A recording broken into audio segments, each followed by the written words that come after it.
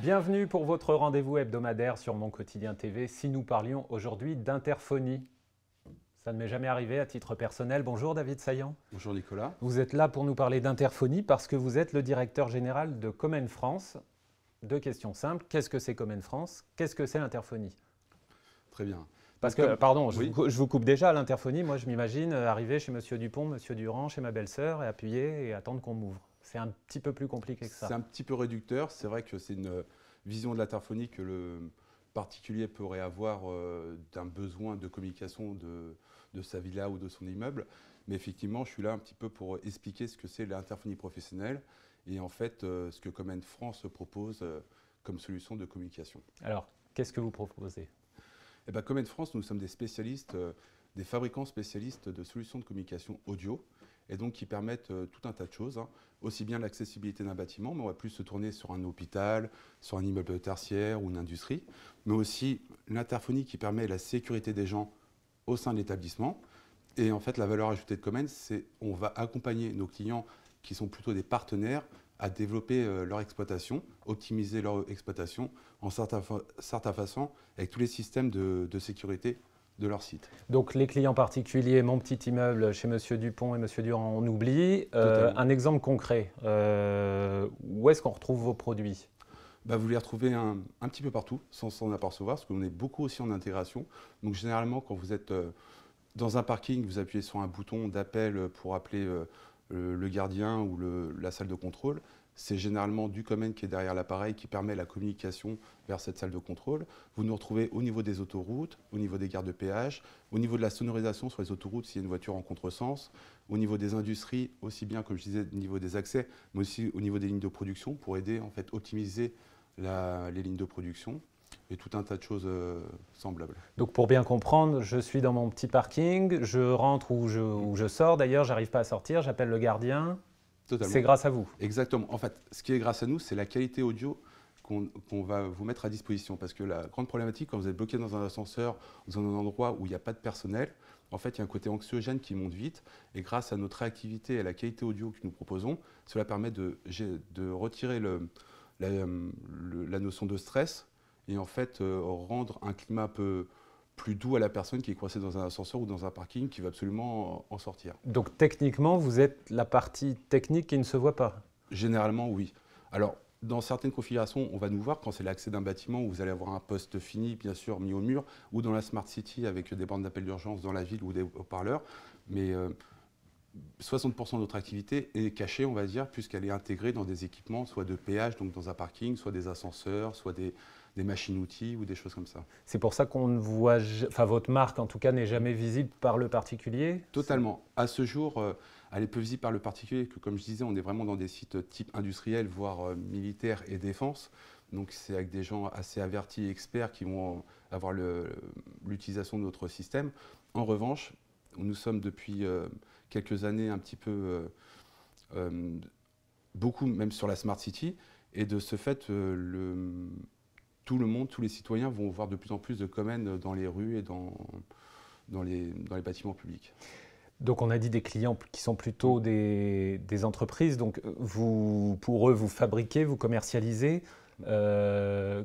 Quel type de structure avez-vous comme client? Peut-être ceux dont vous pouvez parler, ceux On a tout type de structure en fait. C'est dès que la communication devient un point, on va dire, critique de leur exploitation.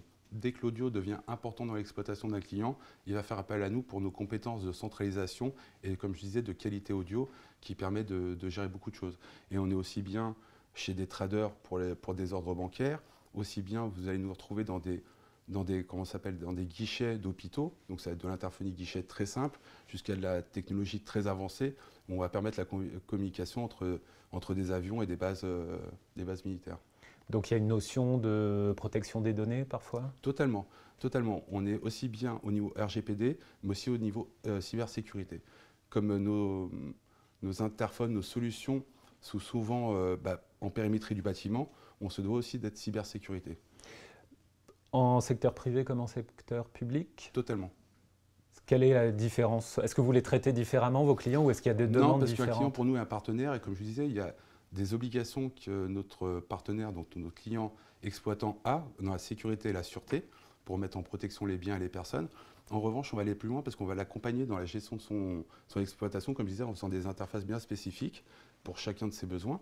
Et à partir de là, on accompagne chaque client, c'est un petit peu à la carte, c'est avec du produit standard, on fait des solutions à la carte. Mais il n'y a pas, c'est vraiment, on voit un client comme un partenaire et il n'y a pas de taille de client, quoi. Tous ceux qui ont un besoin sont un partenaire pour nous, un client.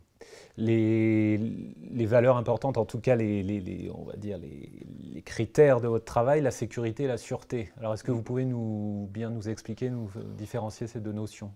La sécurité va vraiment porter sur tout ce qu'on peut imaginer comme l'incendie, des choses comme ça. Et la sûreté, ça va être plus pour les incivilités, des choses comme ça. Donc la sécurité, on va plus la retrouver dans le bâtiment au niveau des interphones qui sont rouges. Et on va dire ces interphones bris-de-gaz qui permettent de déclencher un appel s'il y a le feu dans le bâtiment. Et aussi, on a une solution qui est au périmétrie du bâtiment qui permet à fluidifier l'accessibilité du bâtiment, mais en même temps se préserver d'actes de vandalisme en périmétrie du bâtiment.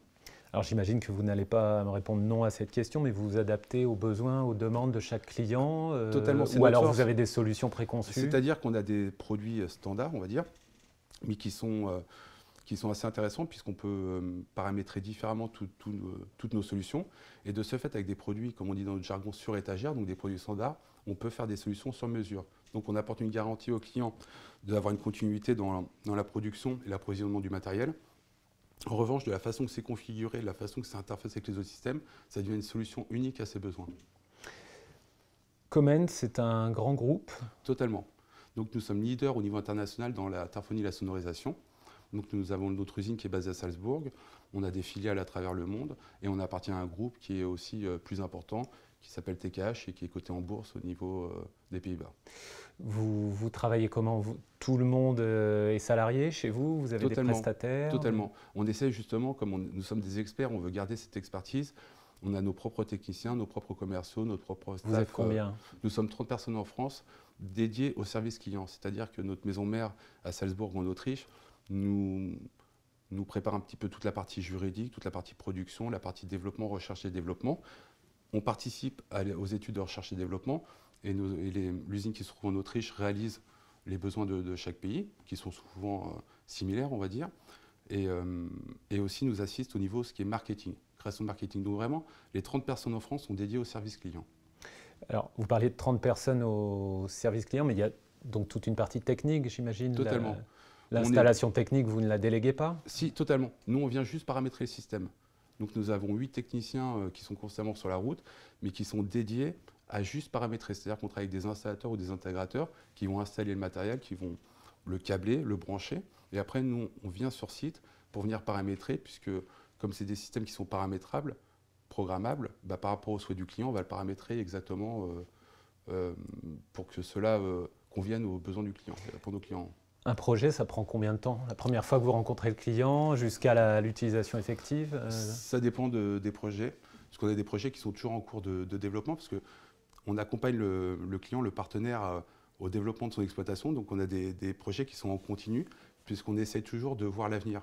C'est-à-dire qu'on ne pose jamais un système pour répondre juste à l'instant T, mais on essaie de l'accompagner dans son évolution d'avenir. Il y a une notion de maintenance, de suivi? Totalement, totalement. Bon, on a de la chance d'avoir des produits de haute qualité, donc qui tombent très peu en panne. En revanche, il y a plus de l'évolution.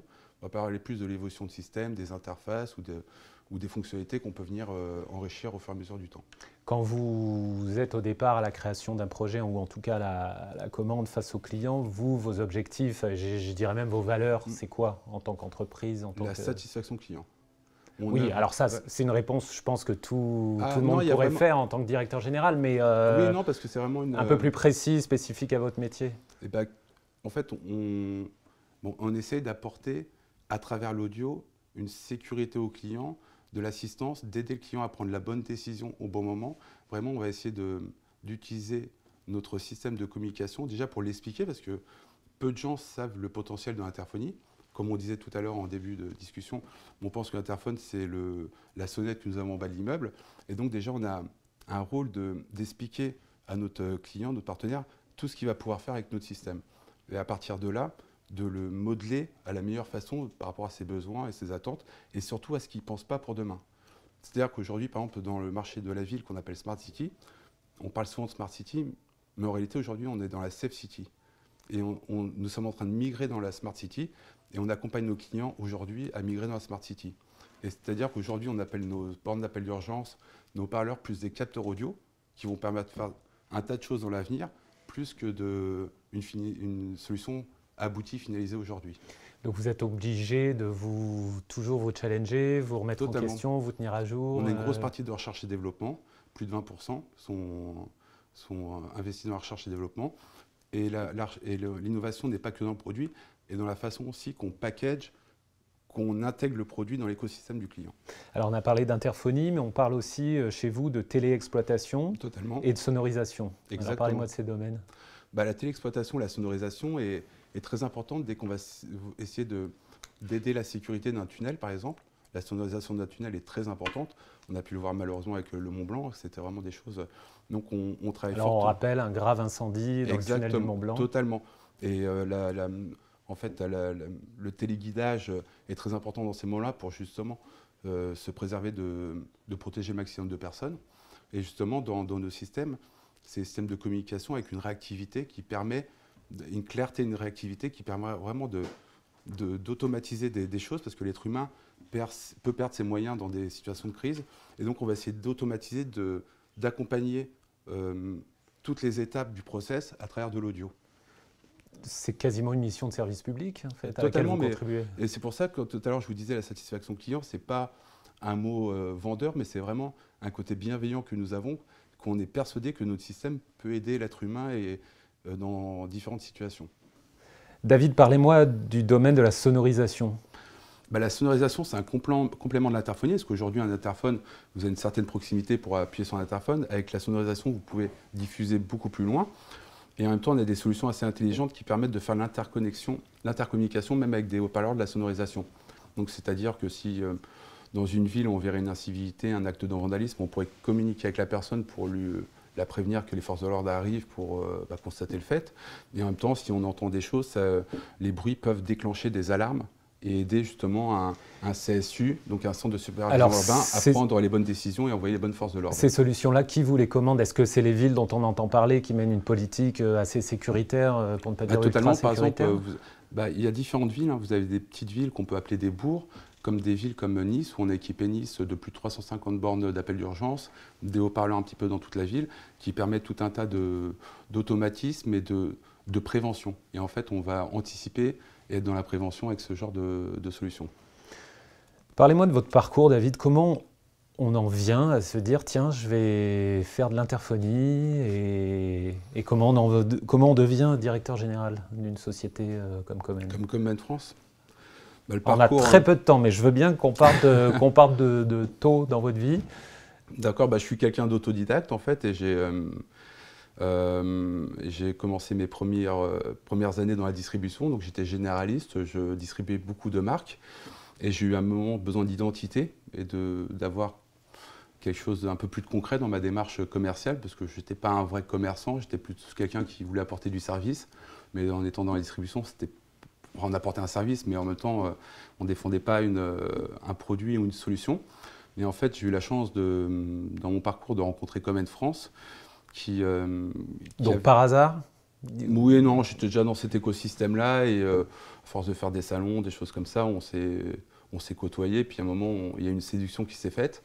Et de là, je suis rentré commercial chez Comen France. J'étais passionné par les solutions qu'on pouvait proposer, justement ce montage un peu Lego, on va dire, d'avoir des produits sur l'étagère qu'on adaptait pour un client, et surtout d'avoir cette satisfaction client, parce que quand vous proposez une solution à quelqu'un qui n'imagine pas le potentiel de la solution et que cette solution va pouvoir l'accompagner dans le futur, c'est vraiment très intéressant. Donc ce qui vous intéressait, c'était plus de convaincre un client? Non, d'avoir une société qui était très saine, parce qu'en fait, on a la chance d'avoir des produits de qualité, mais aussi un groupe qui est vraiment, on va dire, on est porté sur tout ce qui est écologie, sur le vert, on est très attentif au bien-être des salariés, on travaille beaucoup sur la QVT. Enfin, j'avais besoin de ce côté un petit peu, cet écosystème un peu bienveillant, avec beaucoup de bienveillance, et apporter une solution dont j'ai la conviction que je peux aider la population, on peut aider nos concitoyens à apporter plus de sécurité, de sûreté. Et ça vient d'où cette envie d'aider les concitoyens? On attend d'une grosse société privée, en général, on n'entend pas ça, on n'attend pas ça. Ça vient d'où? Vous avez un parcours, une éducation peut-être qui... Peut-être, hein, je fais partie de certains clubs et réseaux, j'ai fait des démarches un petit peu pour un peu plus m'impliquer dans la vie sociétale, on va dire. Et je pense que toute l'équipe qui m'entoure ont la même conviction, donc je pense que c'est une généralité. Bon, je pense qu'il y a beaucoup de personnes qui ont cette démarche de bienveillance et de vouloir... Donc c'était vraiment de la conviction, il n'y avait aucun attrait déjà pour les choses de tout le domaine de l'audio? Si, alors Ou vous aviez déjà un bagage technique? Totalement, mais je ne suis pas ingénieur à la base. C'est vrai que l'audio même m'impressionnait, en fait, le fait de parler à travers un micro et que ça soit restitué à travers un haut-parleur. Enfin, je trouve ça encore magnifique, cette technologie. Mais c'est vrai que j'ai plus été ébahi par la technologie que la comprendre à l'intérieur. Et ça va faire 18 ans que je suis chez Common France. C'est vrai qu'en 18 ans, j'ai réussi à quand même avoir une expertise, heureusement. Aujourd'hui, je peux dire que je suis un expert audio, mais en revanche, quand je suis arrivé chez Common, je découvrais l'audio en même temps, et c'est vrai que c'était quelque chose de passionnant, tous les attraits de l'audio, et même tout ce qu'on peut capter jusqu'aux émotions. C'est-à-dire que chez Common, on va travailler jusqu'à l'émotion des personnes pour essayer de comprendre la situation, bien avoir une bonne visibilité de ce qui se passe, et c'est vraiment intéressant et enrichissant pour tout le monde. Au bout de 18 ans, on apprend encore des choses, aussi bien dans le domaine technique que dans le domaine commercial, dans le domaine de la sécurité. Exactement, tout évolue. Donc la sécurité évolue, les produits évoluent sans cesse, parce qu'on a la chance d'être dans une société qui fait évoluer sans cesse les produits et des nouveaux produits. Et totalement, j'ai oublié la troisième question. Non, je disais que savoir si on évolue toujours, si on apprend encore des choses. Exactement, et pour ma part, j'évolue à chaque fois parce que j'ai eu des évolutions de poste, on va dire, à peu près tous les 6 ans. Donc on commence à s'installer dans un poste où on commence à être à l'aise et à avoir des réflexes. On va dire, j'ai changé, parce que je suis arrivé chez Common il y a 18 ans en tant que commercial, après chef des ventes, après directeur commercial et maintenant directeur général. Donc c'est vrai que chaque fois on se remet en cause, on essaie de... Alors qu'est-ce que ça change d'être directeur général parce que vous êtes au-dessus de la mêlée, on va dire humainement dans votre parcours personnel C'est très intéressant quand on a une équipe autour de soi qui a les mêmes convictions et des qualités telles que mon équipe a aujourd'hui. C'est vraiment un beau challenge. Alors il ne faut pas regarder ses heures, bien évidemment. Il y a un côté vraiment où on a un dynamisme qui ne s'arrête jamais, mais il y a un côté très intéressant de prendre ses décisions, d'assumer ses décisions et d'aller au bout et de voir le résultat à court ou long terme. Vous êtes dans un domaine qui paraît hyper sérieux et vous avez l'air d'être quelqu'un, comment dire, c'est pas forcément contradictoire, mais d'hyper humain, d'hyper... il y a Nicolas Ferrier, votre directeur marketing qui est là, vous avez l'air d'être hyper ami avec lui, on peut le dire, de bien vous marrer avec. C'est important pour vous, ça, dans la On a une devise, on est des gens sérieux dans un métier sérieux, mais qui ne se prennent pas au sérieux. C'est-à-dire que c'est vrai qu'on a beaucoup de réunions qui sont un peu anxiogènes, quand on parle de la Smart City, quand on parle de terrorisme, parce qu'on aide les industries aussi à se protéger de certaines choses. On travaille avec le marché militaire et défense. Donc, je me permets de vous interrompre pour montrer aux gens que votre métier est sérieux. Racontez-moi l'histoire de l'ascenseur dans les aéroports. Ah, totalement. Par exemple, aujourd'hui, on équipe par exemple des ascenseurs d'aéroports assez connus que beaucoup de gens utilisent régulièrement. Et en effet, si toutefois le système de communication d'un ascenseur ne fonctionne pas, l'ascenseur est mis à l'arrêt, et au bout d'un certain pourcentage d'ascenseurs mis à l'arrêt, le terminal ferme. Donc il y a des enjeux économiques très forts. Mais pareil, quand on travaille sur les autoroutes, sur le transport fluvial, sur des industries, nous avons des enjeux économiques très forts parce qu'on accompagne le client vraiment sur des activités très, très lucratives pour lui, et pour lequel on n'a pas du tout le droit à l'erreur, quoi. Donc on est vraiment sur... Et ça, on va dire ce non-droit à l'erreur, le David Saillant qui est chez lui le matin, qui prend son petit déjeuner, qui n'est pas encore dans son costume de directeur général, comment vous gérez? Parce que vous dites, s'il y a un loupé, est-ce que ça arrive et est-ce qu'il y a des comptes importants à rendre? Ça n'arrive pas aujourd'hui parce qu'on se prémunit de tout ça. Si on travaille bien en amont et on revient sur l'anticipation, on travaille un maximum en anticipation, on travaille bien en amont, il faut prendre le temps.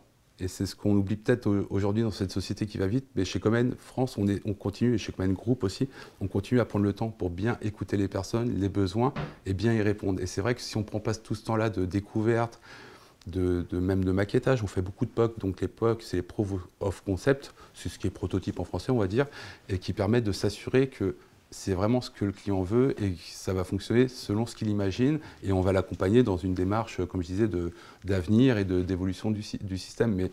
Mais on s'assure vraiment que la solution est bien adaptée au client. Parlez-moi du 7 décembre, il y a une date très importante pour totalement. vous.